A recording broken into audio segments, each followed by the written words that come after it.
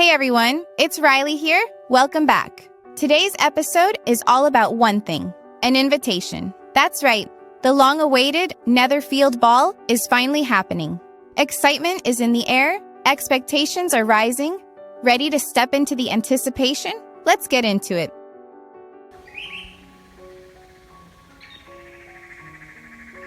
Elizabeth related to Jane the next day what had passed between Mr. Wickham and herself. Jane listened with astonishment and concern.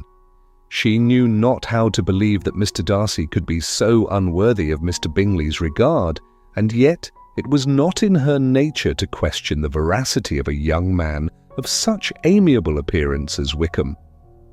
The possibility of his having really endured such unkindness was enough to interest all her tender feelings, and nothing therefore remained to be done but to think well of them both, to defend the conduct of each, and throw into the account of accident or mistake whatever could not be otherwise explained. "They have both," said she, "been deceived, I dare say, in some way or other, of which we can form no idea.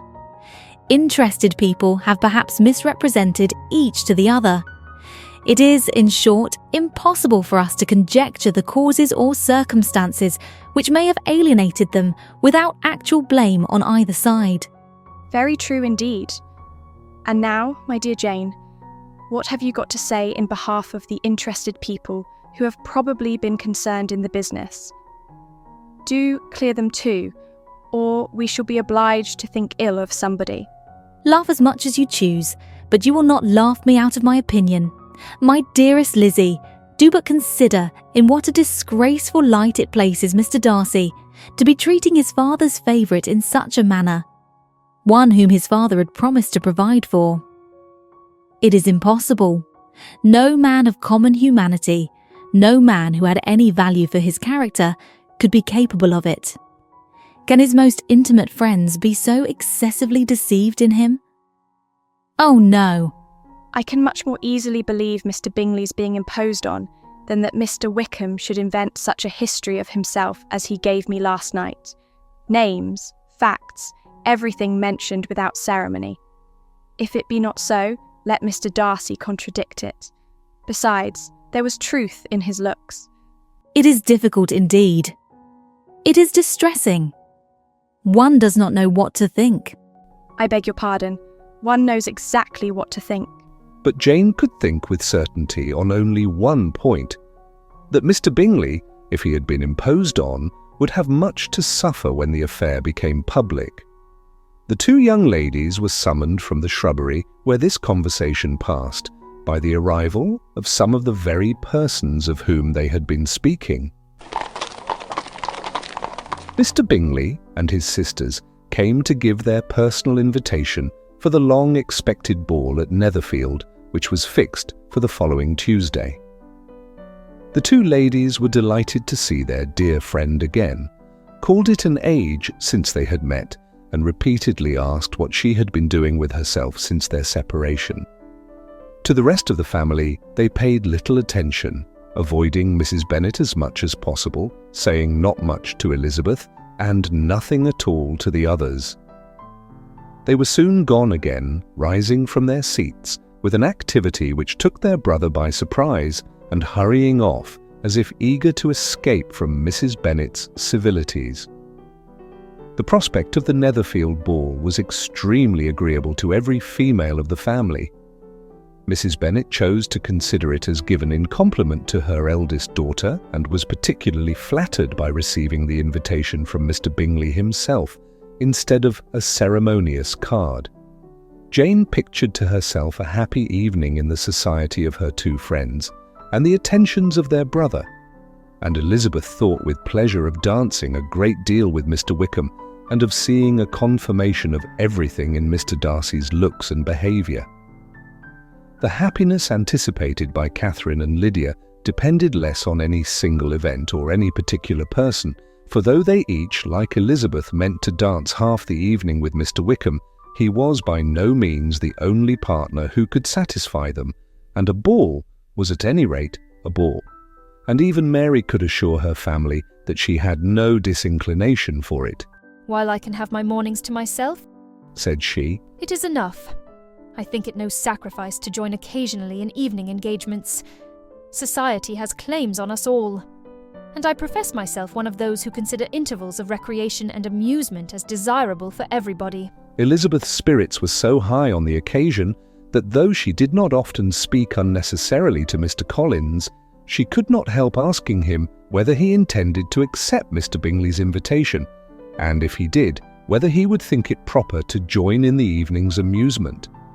And she was rather surprised to find that he entertained no scruple whatever on that head, and was very far from dreading a rebuke either from the Archbishop or Lady Catherine de Bourgh by venturing to dance. "I am by no means of opinion, I assure you," said he, "that a ball of this kind, given by a young man of character to respectable people, can have any evil tendency, and I am so far from objecting to dancing myself, that I shall hope to be honoured with the hands of all my fair cousins in the course of the evening, and I take this opportunity of soliciting yours, Miss Elizabeth, for the 2 first dances especially, a preference which I trust my cousin Jane will attribute to the right cause, and not to any disrespect for her." Elizabeth felt herself completely taken in. She had fully proposed being engaged by Wickham for those very dances, and to have Mr. Collins instead. Her liveliness had been never worse timed. There was no help for it, however. Mr. Wickham's happiness and her own was perforce delayed a little longer, and Mr. Collins's proposal accepted with as good a grace as she could. She was not the better pleased with his gallantry from the idea it suggested of something more. It now first struck her that she was selected from among her sisters as worthy of being the mistress of Hunsford Parsonage, and of assisting to form a quadrille table at Rosings in the absence of more eligible visitors. The idea soon reached to conviction as she observed his increasing civilities toward herself and heard his frequent attempt at a compliment on her wit and vivacity. And though more astonished than gratified herself by this effect of her charms, it was not long before her mother gave her to understand that the probability of their marriage was exceedingly agreeable to her. Elizabeth, however, did not choose to take the hint, being well aware that a serious dispute must be the consequence of any reply. Mr. Collins might never make the offer. Until he did, it was useless to quarrel about him. If there had not been a Netherfield Ball to prepare for and talk of, the younger Miss Bennets would have been in a pitiable state at this time. For from the day of the invitation to the day of the ball, there was such a succession of rain as prevented their walking to Meryton once. No aunt, no officers, no news could be sought after. The very shoe roses for Netherfield were got by proxy. Even Elizabeth might have found some trial of her patience in weather which totally suspended the improvement of her acquaintance with Mr. Wickham, and nothing less than a dance on Tuesday could have made such a Friday, Saturday, Sunday and Monday endurable to Kitty and Lydia. So, that just happened. A ball invitation arrives, exciting, right? Except, not all dance partners are created equal. On one hand, we have Mr. Wickham. Charming, smooth, and, let's be honest, a delightful dance partner. And on the other hand, we have Mr. Collins, a man of great enthusiasm and very unique dance skills. So, if you were Elizabeth, who would you rather dance with? The charmer with a few secrets? Or the devoted cousin with, well, zero rhythm? Drop your answers in the comments. And trust me, the next episode, things are about to get very interesting. Stay tuned and don't forget to subscribe Top Video Book channel.